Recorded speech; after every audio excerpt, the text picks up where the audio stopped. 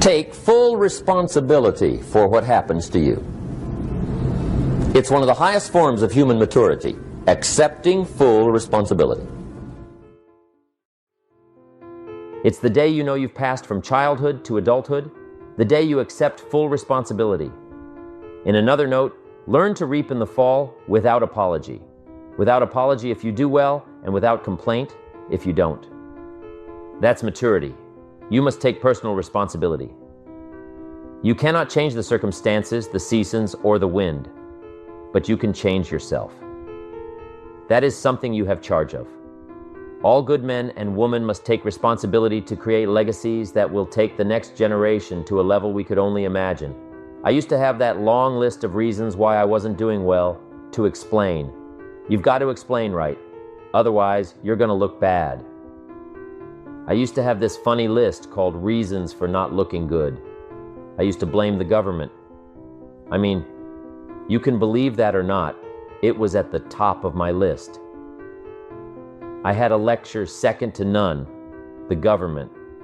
That was on the list. I used to blame taxes. Look what you got left after they take everything and they expect you to do well. That was on my list. Their prices, that one's easy, right? You walk into the supermarket with $20, come out with a little half bag. I had that on the list. I used to blame the weather. I blamed the traffic. I used to blame my car. I blamed the manufacturers. I used to blame the company. I blamed company policy.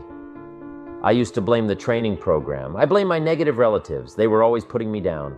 I blamed my cynical neighbors. They're just selfish, looking out for themselves, won't loan you money. They were on the list. I used to blame the economy. I blamed the community. That's a pretty good list for not doing well, isn't it? I thought it was good. I'll never forget one day Mr. Shoaf.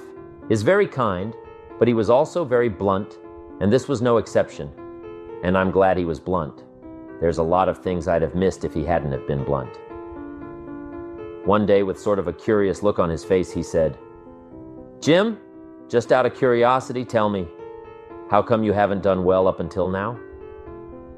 Excellent question, I thought. Well, so I won't look too bad, I'll go through my list. And this list I just gave you, I put that on him. And he was very patient. He let me go through the whole thing, the government, the weather. I went through this whole thing.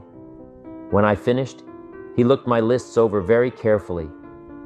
He said, "Mr. Owen, big problem with your list. You ain't on it." When I went to work for him a few months later, I learned very quickly to tear up my list, reasons for not doing well. And I threw it away and I got me a fresh piece of paper and I put one word on it, me. There's a Black heritage spiritual that says, "It's not my mother, nor my father, nor my brother, nor my sister, but it's me, O Lord, standing in the need of prayer." See, I used to blame everything outside, and then let me give you a little philosophy that helped turn my life around. For your notes, here it is. It's not what happens that determines the quality or the quantity of your life. It's not what happens. And the reason is because what happens happens to about everybody, no different. The sun went down on all of us last night, a common event, a happening. And I found out that the same things can happen to two different people. One gets rich and one stays poor. Why is that? It's because it's not what happens, but rather it's what you do that changes everything. So that's a key phrase. It's not what happens, it's what you do. What happens is about the same. You might put that in, for instance, here. Same what people do. That's what's different. Anything can happen, right? Everything can happen. I've heard all the stories. I've been one of the stories. Hey, we could all tell stories all night long, right? Happenings. Anything can happen. Have you heard of Murphy's Laws? Anybody here heard of Murphy's Laws? Okay, most of you have. Murph had these laws. One of them was, if anything can go wrong, it will. That's one of Murphy's Laws. He was not one of the great positive speakers of the day, but anyway, it's still true though, right? Anything can go wrong, everything can go wrong for sure. I've fallen out of the sky so many times. Once to the tune of a couple of million, devastating. Took me a while to survive that one. Now, it wasn't all that much, but it was all I had. I mean, that's when it's much, right? When that's all you got, if you got 3 to go, you got 1 left, you ain't looking that bad. But when it all goes, has anybody been there? When it all went, anybody? Come on, rest you liars. Hey, we've all been there, right? When it all went, of course, used to be a long time ago, right? When you ran out of money, got to 0, you were all through. Hick. Now, you can whistle right on by 0, they will bury you, that's what they will do. Let's see, those are the happenings, right? Everything can happen, anything can happen. But it's not the happenings, it's what you do about it. Somebody says, yeah, but you don't understand the disappointments I've had.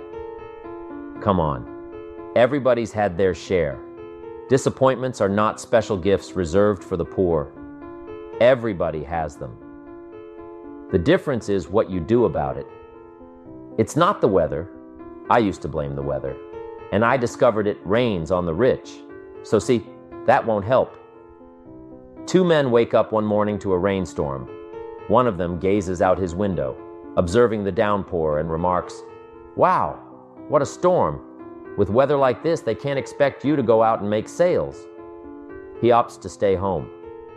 Meanwhile, the other man, also witnessing the storm, exclaims, "Wow, what a storm." However, he adds, "You know what? With weather like this, what a great day to go out and make sales." Most everybody will probably be wrong, especially the salesman. This illustrates the difference in how one's life unfolds. It's not about what happens, but rather what you choose to do about it. So, here's a crucial question.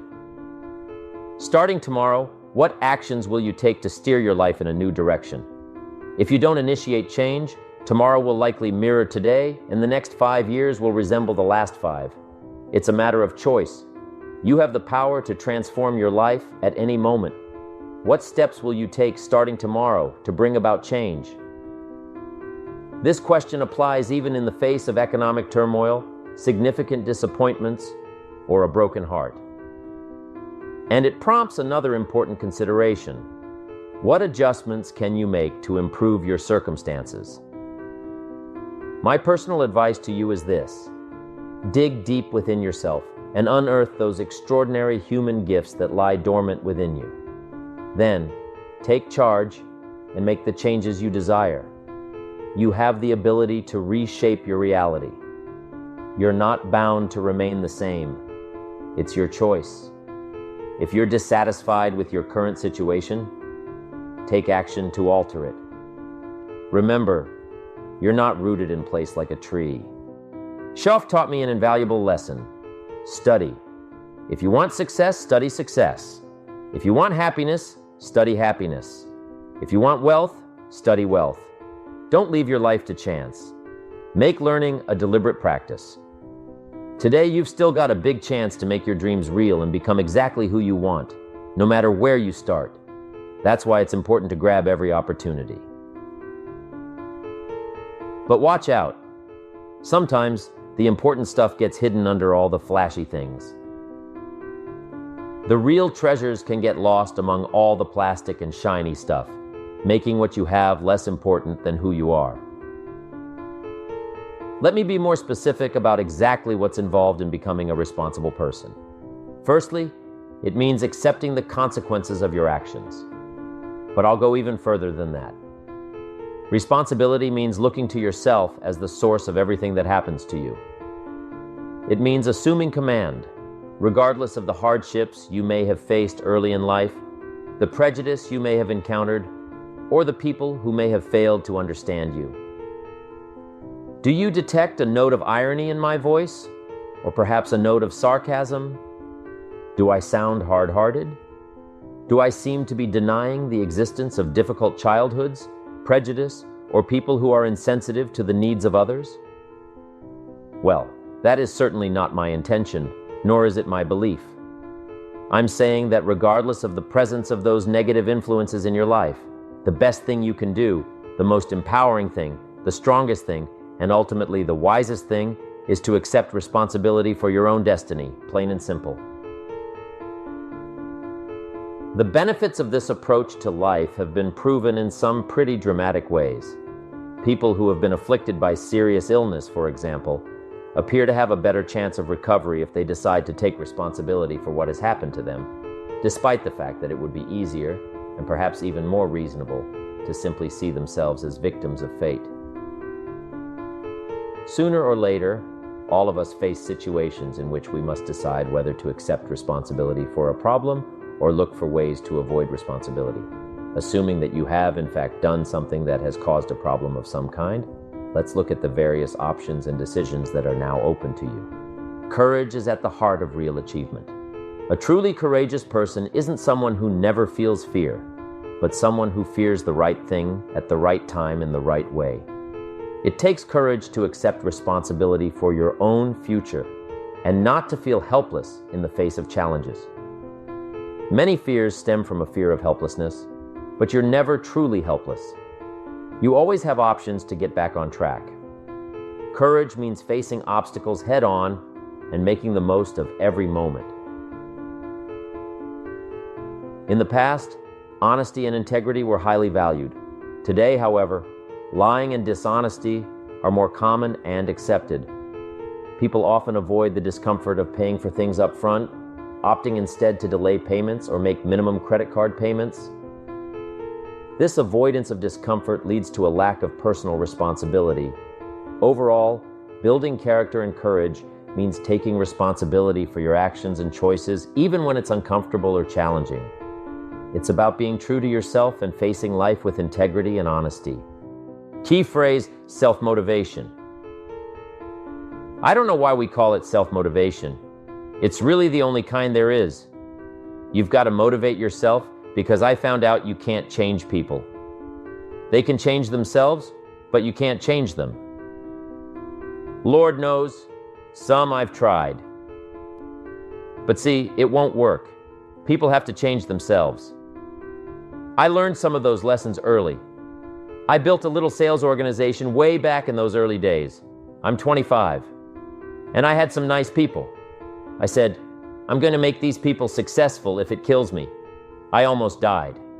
I mean, you can't do that. See, I've discovered this. Good people are not trained, they're found. You find good people, you don't make them good. Training really is for the purpose of finding good people. You don't need much instruction for a good person, but too much training probably means you got the wrong peep. So you got to find the right people. That's the key to getting a good job done. One of the major things we learn in management lesson 1, don't send your ducks to Eagle School, because it won't help. I mean, I'm telling you, it won't help. No matter how good your school is, and the little eagle badge and little eagle hat, I'm telling you, it won't help. It won't help. You can tell whether your school has done any good, right? When it's over, right? The duck goes for his first rabbit and makes him a friend. You say no, no, no, no, no, no, no anyway. So, it takes self-motivation to really alter your life. And you don't want to give self-motivation away to somebody else and make it somebody else motivating you. The guy says, boy, if somebody just come by and turn me on, what if they don't show up, right? See, you've got to have a better plan for your life. So walk away from the 97%.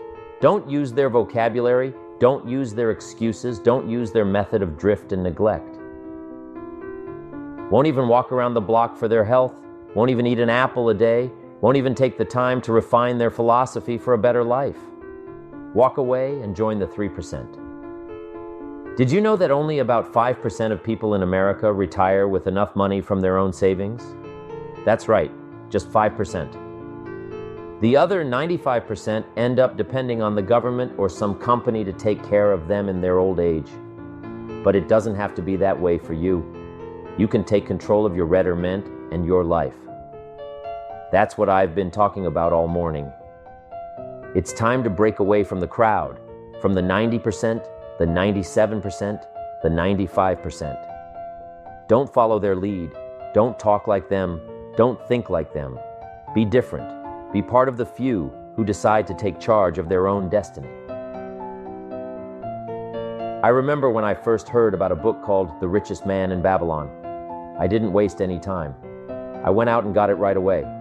Some might say I'm different for doing that, but I believe in taking action when I see an opportunity to improve my life. And that's what I'm inviting you to do. Start with small changes, like eating an apple a day or reading a new book. Build good habits.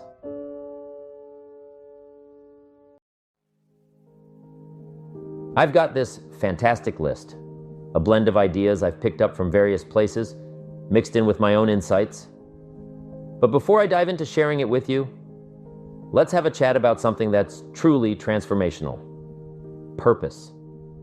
Purpose isn't just some abstract concept. It's the driving force behind everything we do. Think of it as the North Star guiding us through life's adventures. You know, like those big dreams you have that make you jump out of bed with excitement in the morning? That's purpose at work. Now, some folks talk about purpose like it's this all-consuming passion, a magnificent obsession, if you will. But let's keep it real for a moment. For most of us, it's not about being obsessed. It's about being deeply committed to something that ignites our soul. Life is full of twists and turns, isn't it? We've got the past pulling us back, trying to drag us into old habits and patterns. Then there are those pesky distractions, constantly vying for our attention, threatening to pull us off course. But when you've got a clear sense of purpose, it's like having a powerful magnet pulling you forward, cutting through all the noise and clutter. And here's the beauty of it. When your purpose is strong, it acts as a shield against life's storms. No matter what challenges come your way, a bad day, a rough patch, or even a whole year that feels like a backward step, your purpose keeps you anchored, propelling you towards brighter days ahead. But here's the thing. Your purpose isn't just about surviving, it's about thriving. It's about stretching yourself, reaching for something beyond your grasp, and growing into the person you were always meant to be. Your purpose isn't just a destination, it's a journey filled with adventure, growth, and endless possibilities. And let's not forget about the power of imagination. When you've got a clear purpose, it's like throwing fuel on the fire of your creativity. Suddenly, your mind is buzzing with ideas, your heart is overflowing with passion, and your spirit is soaring with excitement. If I got to learn 5 or 6 things, I'll learn all 6. If I have to take an extra class, I'll take an extra class. If I've got to read the books, I'll read the books. If I have to consult with people who know more than I know, I will do the necessary consulting. Whatever it takes, I will do. That starts to develop unbelievable self-confidence. Self-confidence also comes from the ability to rise above your circumstances, to rise above what happens, the petty little things, the discouraging things that would sink everyone else's ship except yours. That would cause someone else to quit early in the day, but you keep going. That kind of willingness to overcome all circumstances, whether it's the little challenges or the big challenges, if you're willing to do that, I promise you, this kind of power will work for you, and in you, the variable, it'll make a difference. The third on the list I had was enthusiasm, and here's what I wrote about enthusiasm. Enthusiasm, that's powerful, is mostly enthusiasm. That is enthusiasm inside, not 10% outside. We all know what the enthusiasm is like when somebody lets us see their enthusiasm, which is the 90%. And only 10% of it is inside. But the enthusiasm that really affects people is not just being loud, but the enthusiasm that runs deep, the enthusiasm that comes from deep inside, created by self-confidence, created by purpose, created by genuine willingness to help other people. That kind of enthusiasm, knowing that you're going to get the job done, knowing you're going to affect people, knowing you're going to have testimonials flowing in from all kinds of directions. That kind of enthusiasm, a lot of it is quiet, a lot of it is unheard, and the 10% that's heard, it rings a bell. People call it genuine enthusiasm because they know that what you say in the outward display of your enthusiasm is only a small tip of the iceberg of the enthusiasm you feel inside that really motivates you to do the best job you can. Next on my list to help you become the powerful variable is expertise, wanting to excel in all of the skills and settling for nothing less than an outstanding performance. If you're willing to be the best in your field, if you're willing to demand of yourself excellence in skills to be the best that you can possibly be in the training, do the best you possibly can in doing a workshop, do the best you possibly can, developing the skills of using your personality, developing the skills of language, developing the skills of influence, developing the skills of organizing. If you're willing to be an expert in all of the skills, Herbalife has the way for you to invest those skills and not only make a handsome living, not only make a lot of money, but if you would so desire, and if it would be your purpose, a chance to make your fortune. Expertise, excellence in skills. Here was the next one on my list, making a powerful contribution to you, the variable, and that is preparation. Well prepared, and preparation, of course, involves a whole lot of things. A big share of our life is preparing, getting ready. When we go to the first grade in school, we're just preparing for the second grade. After we finish 2 grades, the 2 grades prepare us for number 3. Sometimes it seems like a long, excruciating time, and the time will just seem like it'll never come when we can finally have the performance that we really want. But it takes time to prepare. It takes time to get ready. And the decisions you make in the preparation time, those are the decisions that last for a lifetime. Preparing to have a good day, it's that preparing. Maybe the night before, maybe a couple of days before, the day that you're going to put everything together. The preparation for a meeting means that you've taken it seriously. The preparation for doing a workshop means you're serious about the workshop. You want to make the best contribution. That kind of preparation is important. But here's preparation that's very vital, and that is to prepare yourself for success. Life seemingly does not wish to waste success on the unprepared. Life says, why waste a fortune on this person? They're not prepared to do the right things with it. They're not prepared to use it wisely. If a fortune was bestowed upon this unprepared person, it would probably be wasted. The people that could have been touched won't be touched. What could have been done won't be done because this fortune will have been wasted on the unprepared person.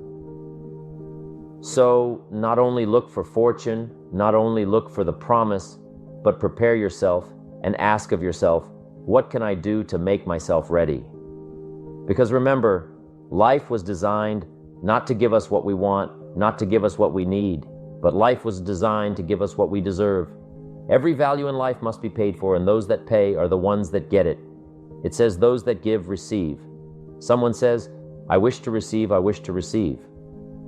You don't have to concentrate on receiving, just become a good giver. It says those that search will find. Someone says, well, I need to find some good ideas to help change my life for the future.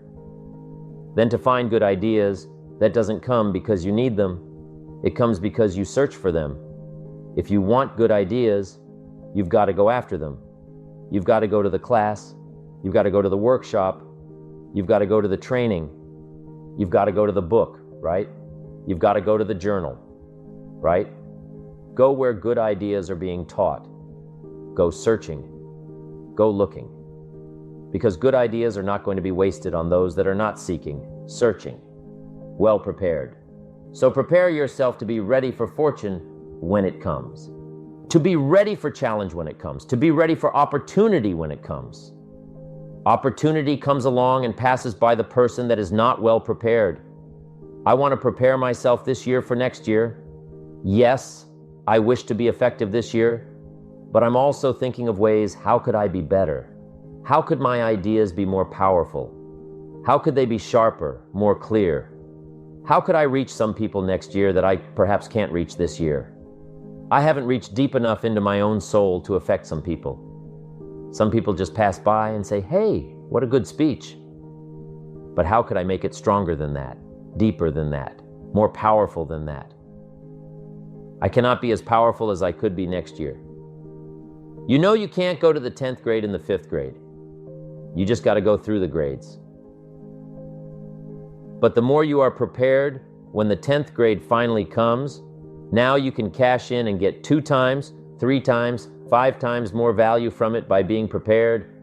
I want to do my best this year for Herbalife, but I also want to get ready for next year, 1999. And then when the year 2000 comes, at the turn of the century, I want to be well equipped by language, by instinct, by temperament, by personality, by influence, to really be valuable in the year 2000, 2001, 2, 3, 4, 5. That's my goal. I'm sure it's your goal. Now, here's the next one. There's great power in self-reliance. Self-reliance means you simply look mostly to yourself. It would be nice if someone just gave you this, gave you this, gave you this. It would be nice if everyone did their job exactly as they're supposed to do it. But here's what you've got to do primarily. Rely on yourself primarily. Say, I'm the person responsible, and I will learn the necessary skills so that I can help people learn their skills. If I need lots of people to do certain things to build my organization, that is what I must have. But I've got to be the final backstop. I've got to be the final one that people can rely on, so that if this is missed and this is missed, I can catch up. I can fill the gap. I can do the job. We have to do it when we conduct meetings. We have to do it when we conduct training. We have to do it when we're in a class of just a few. What someone might have missed, we're there to fill in. Self-reliance primarily. We're learning to count on yourself so that you can do this. Never complain and never explain. Here's the next key power, and that's image. There are many parts to image. The image that others see you as, the image you have with other people. And that's very important, how other people see you. If they don't see you as a leader, chances are they won't pay attention. If they don't see you as being in control, chances are they won't have the trust. If they don't see you as knowing where you're going, what you want to accomplish, they probably won't follow. But if people can see you, if you have the image of someone that's in charge, in control of your life, your future, your destiny, in control of the situation, if they see that, that kind of image is powerful. It helps to win the day. It attracts other people.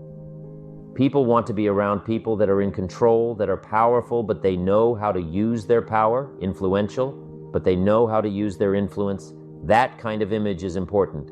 But here's a very important image, and that is your image of yourself. The way you dress, the way you talk, the way you think, your capacity for learning, all of that is an important image that you have of yourself. The image that you have, that if it needs to be learned, you could learn it. If there's a book that needs to be mastered, you could master it. If there's a skill that needs to be learned, why couldn't you get busy now and learn that skill? That kind of self-image that I am continually trying my best to be the best I can, because one of the most important places you have to look is into the future. Yes, you've got to look into the past. Yes, you've got to look around. Yes, but one of the most important places you have to look is in the mirror. You know how I appear to other people. That's important. But how I appear to myself is the ultimate importance.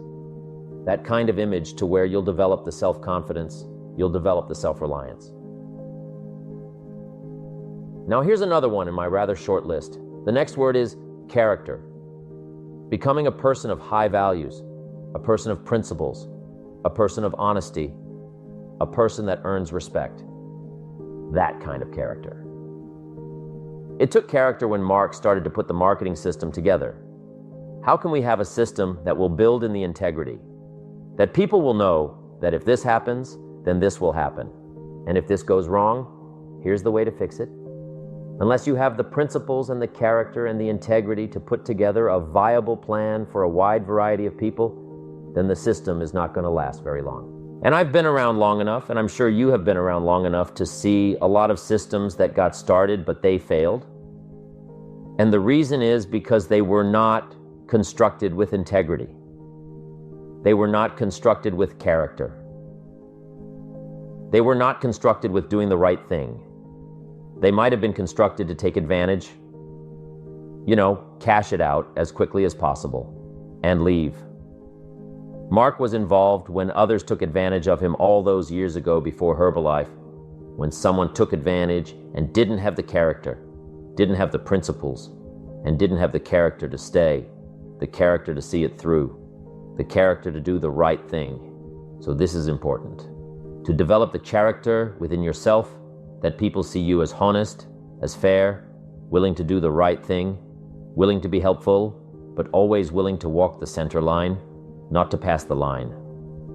When we come to an opportunity like Herbalife, especially a multi-level network marketing, it is so dynamic, it is so powerful, and it is so possible in fortune making that sometimes people want to speed up the process by cutting the corners, by neglecting to do the right things, to cheat a little here, cheat a little there, cross the line just a little bit because then it'll grow faster and you can cash in quicker.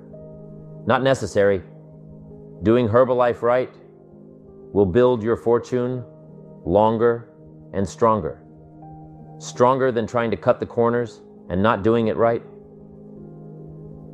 If we'll have the integrity that Mark had when he started it and keep perpetuating that we will do the right thing by the marketing system, the right thing by a distributor who has a customer, and they take care of that customer belongs to that distributor.